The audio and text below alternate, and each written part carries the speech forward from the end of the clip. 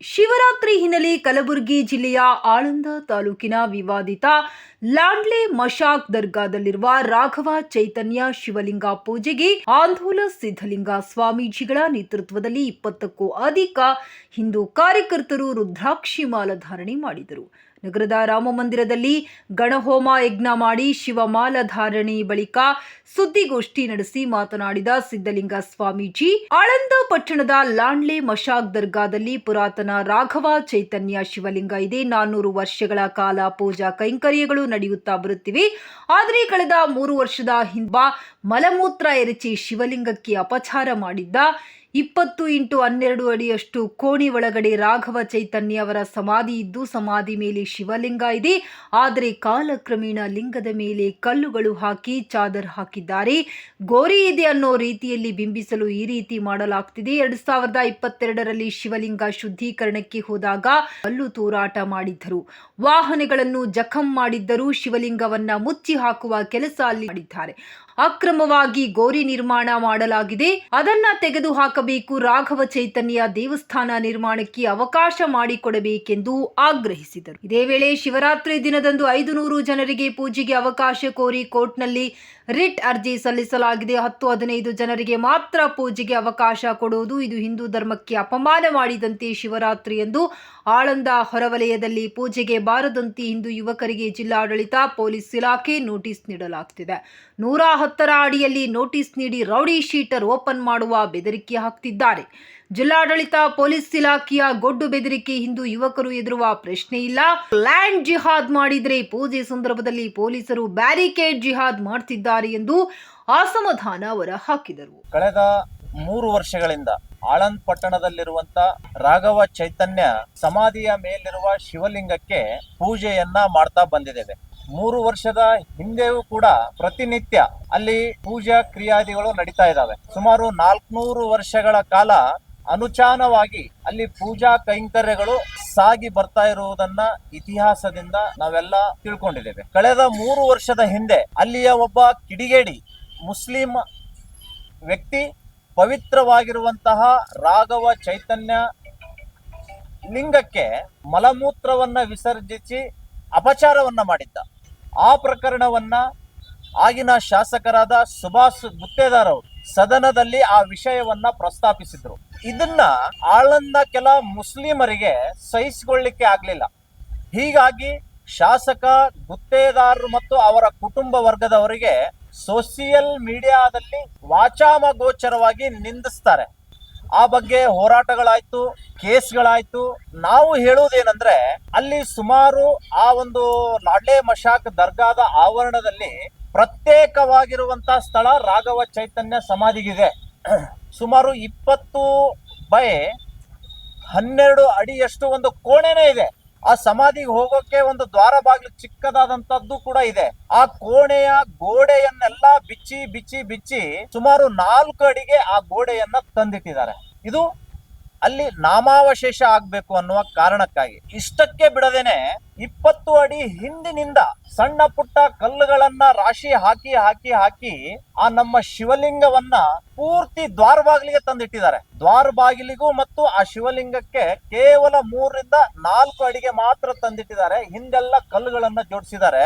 ದುರಂತ ಅಂದ್ರೆ ಆ ಕಲ್ಲುಗಳ ರಾಶಿಯ ಮೇಲೆ ಚಾದರ್ ಹಾಕಿಬಿಟ್ಟಿದ್ದಾರೆ. ಅಂದ್ರೆ ಇಲ್ಲಿ ನಮ್ ಗೋರಿ ಇತ್ತು ಅಂತ ಹೇಳ್ಕೊಳ್ಳಕ್ಕೆ. ಸೊ ಇದನ್ನ ನಾವು ಹೀಗೆ ನಿರ್ಲಕ್ಷ್ಯ ಮಾಡಿದರೆ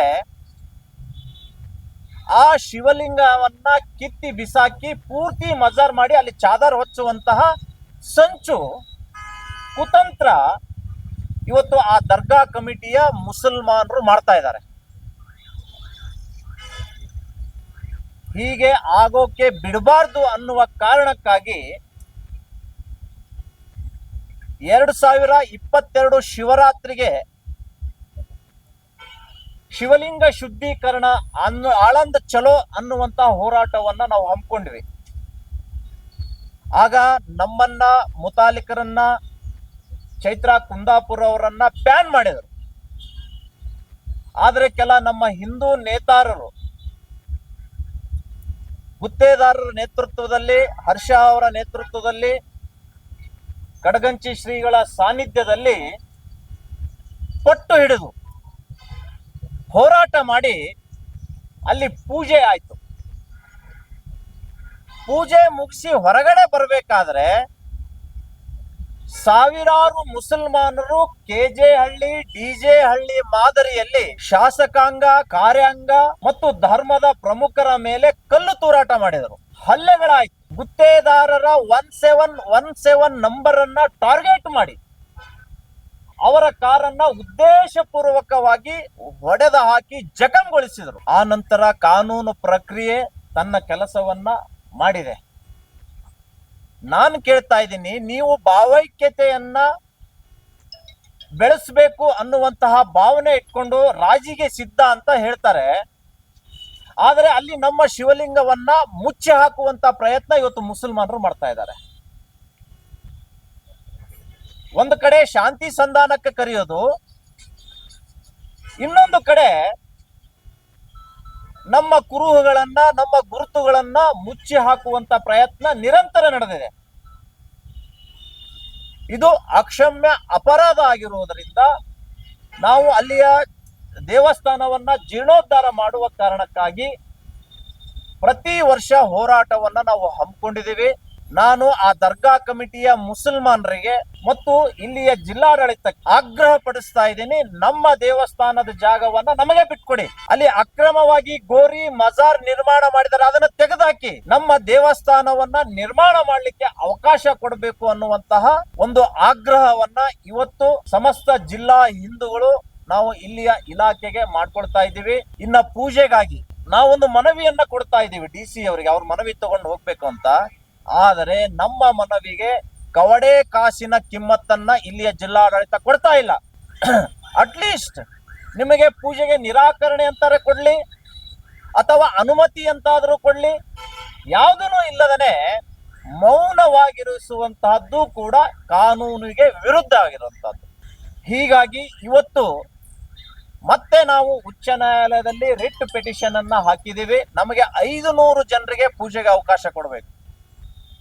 ಅರೆ, ಅದು ಹಿಂದೂ ಧರ್ಮದ ಪವಿತ್ರವಾಗಿರುವಂತ ಕ್ಷೇತ್ರ ಇದೆ. 10 ಜನ ಹೋಗ್ಬೇಕು, 15 ಜನ ಹೋಗ್ಬೇಕು ಅಂತ ನಿರ್ಬಂಧ ಯಾಕೆ? ದತ್ತಪೀಠದಲ್ಲಿ ಸಾವಿರಾರು ಜನರಿಗೆ ದರ್ಶನಕ್ಕೆ ಅವಕಾಶ ಇದೆ. ಇಲ್ಲಿ ಕೇವಲ 15 ಜನರಿಗೆ ಅವಕಾಶ ಯಾಕೆ?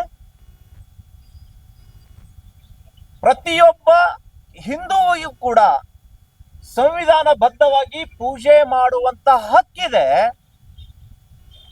ಆ ಹಕ್ಕನ್ನು ಮೊಟಕುಗೊಳಿಸಿ 10 ಜನ ಹೋಗ್ಬೇಕು, 15 ಜನ ಹೋಗ್ಬೇಕು, ಇದು ಹಿಂದೂ ಧರ್ಮಕ್ಕೆ ಮಾಡುವಂತಹ ಅಪಮಾನ ಆಗಿದೆ. ಹೀಗಾಗಿ ನಮಗೆ 500 ಜನರಿಗೆ ಪೂಜೆಗೆ ಅವಕಾಶ ಕೊಡಬೇಕು ಅಂತ ಮನವಿಯನ್ನ ಸಿದ್ದು ಹಿರೇಮಠ್ ಅವರ ಹೆಸರಿನಲ್ಲಿ ನಾವು ರಿಟ್ ಪಿಟಿಷನ್ ಅನ್ನ ಹಾಕಿದ್ದೀವಿ. 100ಕ್ಕೆ 100 ನಮಗೆ ವಿಶ್ವಾಸ ಇದೆ, ನ್ಯಾಯಾಲಯ ಮಗದೊಮ್ಮೆ ನಮಗೆ ಪೂಜೆಗೆ ಅವಕಾಶ ಕೊಡುತ್ತೆ ಅನ್ನುವಂತಹದ್ದು ನಮಗೆ ಎದ್ದು ಕಾಣ್ತಾ ಇದೆ. Bureau report, be alert news.